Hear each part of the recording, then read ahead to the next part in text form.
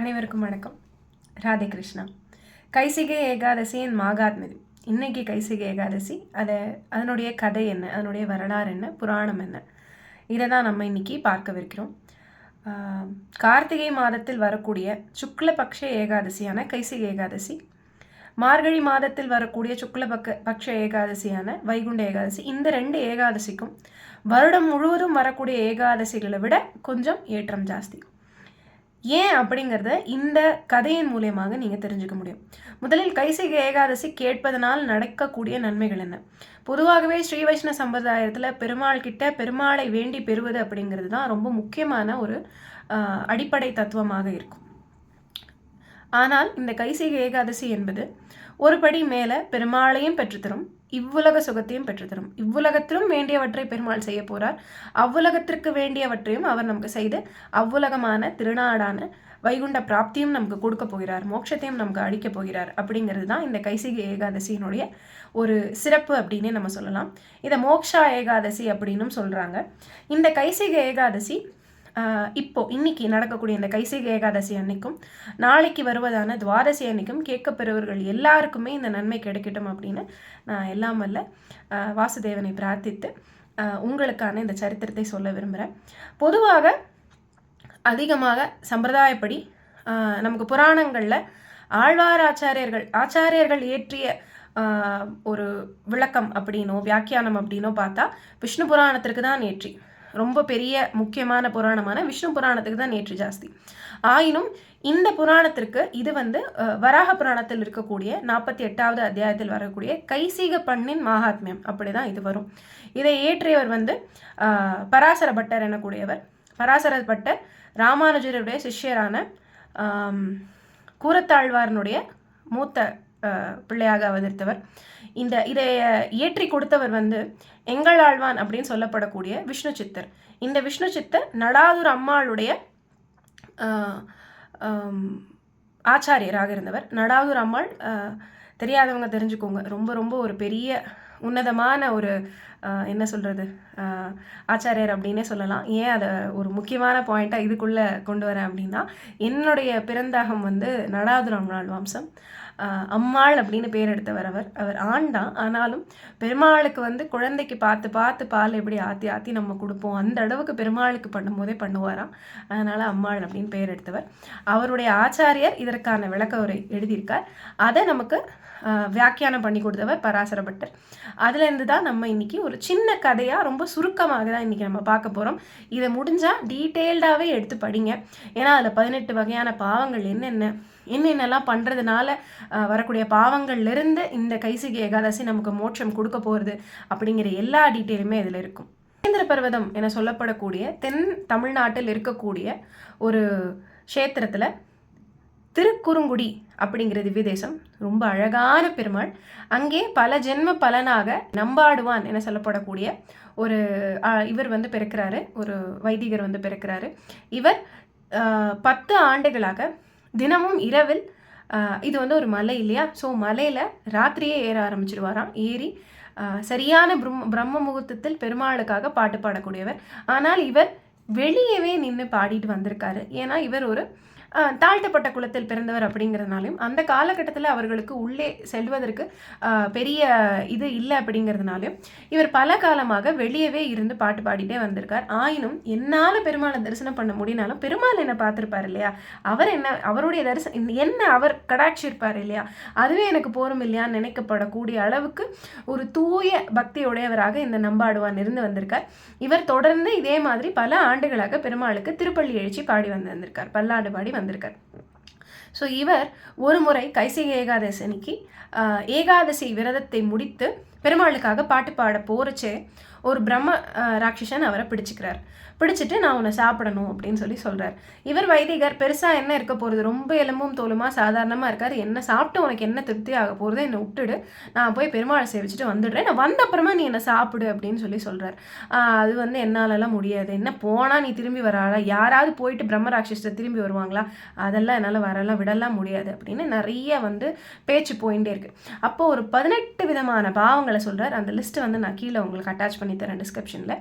அந்த பிறன்மனை விளையாமையாக இருக்கட்டும், ஒரு வாக்கு கொடுத்து செய்ய தவறியர்கள், நான் இன்னதை செய்யறேன்னு ஒருத்தருக்கு செய்யறேன்னு சொல்லிட்டு செய்யாமல் இருந்தவர்கள், பெண்ணுக்கு திருமணம் முடிச்சு தரேன் அப்படின்னு சொல்லி வாக்குறுதி கொடுத்து திருமணம் முடிக்காமல் இருப்பவர்கள், உதவி செய்யறேன்னு வாக்குறுதி கொடுத்து அந்த செய்யாமல் போனவர்கள், உதவி செய்ய மனம் இருந்தும் உதவி செய்ய பொருள் இருந்தும் செய்யாமல் போனவர்கள், இந்த மாதிரியான பாவங்கள் எல்லாமே என்னை வந்து சேரட்டும் அப்படின்னு சொல்லிக்கிட்டே வராரு. ஒரு 17 விதமான பாவங்கள் சொல்றாரு. அப்பயுமே வந்து அந்த பிரம்மராட்சசு விடுறதுக்கு தயாராகவே இல்லை. எல்லாத்தையும் சொன்ன அதே பிரம்மராட்சசு கடைசியா என்ன சொல்றாரு அப்படின்னா, எல்லாருக்குள்ளேயும் அந்தராத்மாவாக இருக்கக்கூடிய விஷ்ணுவும் மற்ற தெய்வங்களும் ஒன்று அப்படின்னு நினைச்சு ஒருத்தன் வழிபட ஆரம்பிச்சானா அவனுக்கு கிடைக்கக்கூடிய பாவம் எனக்கு கிடைக்கட்டும் சொன்ன உடனே அந்த பிரம்மராட்சசு அவரை விட்டுறது.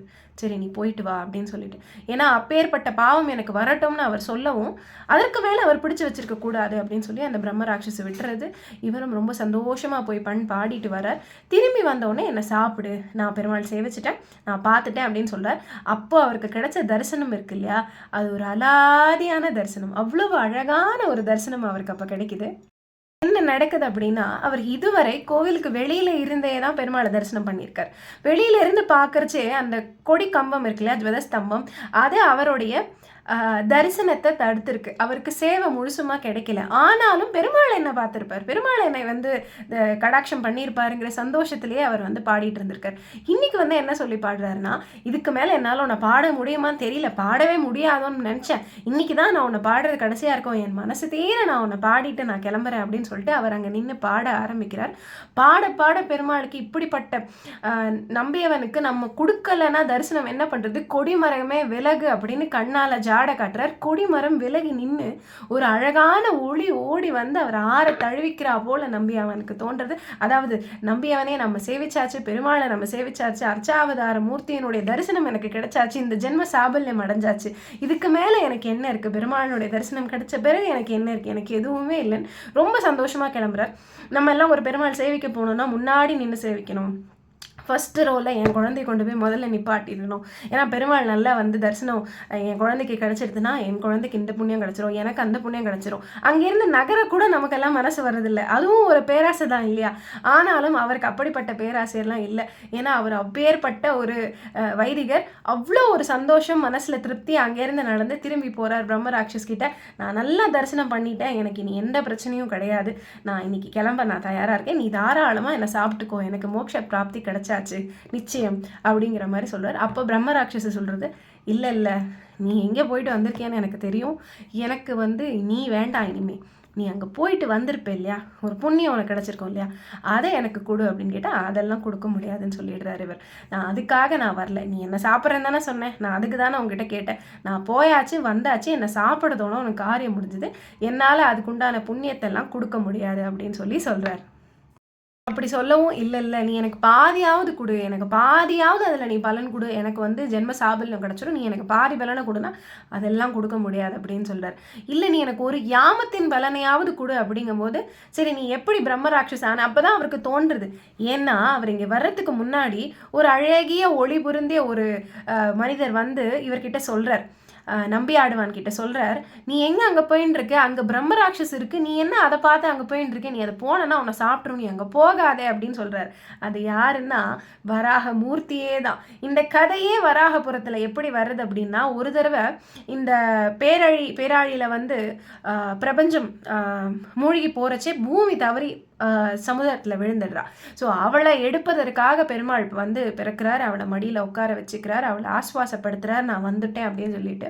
தாயாருக்கு எப்போவுமே பிள்ளைகளை பற்றின கவலை தான் இல்லையா? இப்பேற்பட்ட என் குழந்தைகளை நான் எப்படி காப்பாற்றுறது, அவளுக்கு ஈஸியான ஏதாவது ஒன்றை அடைவதற்கு ஈஸியான வழி சொல்லி கொடுத்து நிறைய இடங்களில் தாயார் கேட்டிருக்கா. நிறைய இடங்களில் ஏதாவது ஈஸியாக சொல்லிக் கொடு, என் பசங்க வந்து சேரணும், வைகுண்டம் வந்து அடையணும்னா ஈஸியான என்ன வழி, ஈஸியான என்ன வழி. ஏன்னா எப்பயுமே அப்பா கூட கொஞ்சம் கோச்சின்றார், அம்மா வந்து பசங்க நல்லா இருக்கணும், நல்லபடியாக செட்டில் ஆகிடணும்னு நினச்சிட்டே இருப்பாள். நம்மளோட செட்டில்மெண்ட்டுங்கிறது அங்கே போகிற வரைக்கும், வைகுண்டம் போகிற வரைக்கும் வேறு ஒன்றும் இல்லையே. அதனால தாயார் கேட்க, தாயாருக்கு பெருமாள் சொல்வதாகத்தான், வராக மூர்த்தியே சொல்வதாகத்தான் வராக புராணத்தில் கதையே இருக்கிறது. ஸோ சாட்சாத் வராகரே வந்து நீ போக வேண்டாம்ப்பா அப்படின்னு தடுக்கிறார். அதெல்லாம் ஒன்றும் இல்லை, நான் போயாச்சு, என் பெருமாளை சேவிச்சாச்சு, நான் இனி பிரம்மராட்சஸ் கொடுத்த வாக்கு எப்படி நான் வந்து தவற விட முடியும், அதனால் நான் போய் அதுக்கு உணவாகிறேன்னு சொல்லிட்டு தான் இவர் வரார். இது நீ இப்படி கொடு அப்படி கொடு பாதையான கொடு ஒரு யாமத்திற்கான பலனையாவது கொடுன்னு கேட்கறச்சு, சரி நீ எப்படி பிரம்மராட்சசுவா ஆன, நீ ஏன் ஆனங்கிற பதில சொல்லு அப்படிங்கிறச்சு, நான் ஒரு காலத்தில் பிராமணனாக பிறந்தேன், ஆனால் ஒரு சரியான ஆச்சாரத்தையும் அனுஷ்டானத்தையும் நான் ஃபாலோ பண்ணவே இல்லை, காசு பணத்தையும் பொருளத்தையும் தேடி நான் யாகம் பண்ணேன், அந்த யாகத்தில் தவறும் பண்ணிட்டேன், நிறைய தவறுகள் பண்ணிட்டதுனால இப்படி பிரம்மராட்சசுவா ஆகிட்டேன் அப்படின்னு சொல்லி தன்னுடைய கதையை அந்த பிரம்மராட்சசு சொல்கிறது. அது சொன்ன அப்புறம் சரி ஓகே அப்படின்னு சொல்லி இவரும் இவருடைய புண்ணிய பலனில் சிறு பலனை விட்டு கொடுக்க அந்த பிரம்மராட்சசும் இறந்து மீண்டும் ஒரு நல்ல வைதிகனாக ஸ்ரீ வைஷ்ணவனாக பிறந்து பக்தி பண்ணி பெருமாளை மோட்சத்துக்கு போய் அடைஞ்சது அப்படிங்கிறதாகத்தான் இந்த கைசிகை ஏகாதசியினுடைய புராண கதையே இருக்கிறது. ஸோ இந்த கதையை யாரெல்லாம் கேட்கிறார்களோ, யாரெல்லாம் சொல்கிறார்களோ, யாரெல்லாம் சொல்ல தூண்டினார்களோ, யாரெல்லாம் கேட்க தூண்டினார்களோ, இவர்கள் அனைவருக்கும் வைகுண்ட பிராப்தி கிடைக்கும், இவ்வுலக சுகங்களும் கிடைத்து அவ்வுலக சுகமும் கிடைக்கும் அப்படிங்கிறதா இந்த கைசிகை ஏகாதசி புராணத்தோடைய ரொம்ப ஷார்ட்டான, நான் ரொம்ப சின்னதாக சொல்லிட்டேன் அதுக்கான இது. ஸோ இதை வந்து நீங்கள் டீட்டெயில்டாகவும் கேட்கலாம். நிறைய பேர் வந்து இது டீட்டெயில்டாகவும் சொல்லியிருக்கா. வேலுக்குடி கிருஷ்ணர் எல்லாம் ரொம்ப மணிக்கணக்காக நிறைய சொல்லியிருக்கா, ரொம்ப அழகாக இருக்கும். உங்களுக்கு நேரம் இருந்தால் அதையும் கேளுங்க. இந்த கைசிகை ஏகாதசி அன்னைக்கு இந்த புராணத்தை எனக்கு சொல்லுவதற்கும் உங்களுக்கு கேட்பதற்கும் நமக்கு ஒரு வாய்ப்பு கொடுத்த பெருமாளுக்கும் நம்ம வந்து நன்றி சொல்லிக்கலாம், தேங்க்யூ சொல்லிக்கலாம். மீண்டும் ஒரு காணொலியில் உங்களை சந்திக்கும் வரை உங்களிடமிருந்து விடைபெறுவது உங்களுடைய ராஜலட்சுமி நாராயணன். நன்றி. ராதே கிருஷ்ணன். பல்லாண்டு பல்லாண்டு பல்லாயிரத்தாண்டு பல கோடி நூறாயிரம் மல்லாண்ட தின்தோள் மணிவண்ணா உன் சேவடி செவ்வி திருக்காப்பு. நன்றி.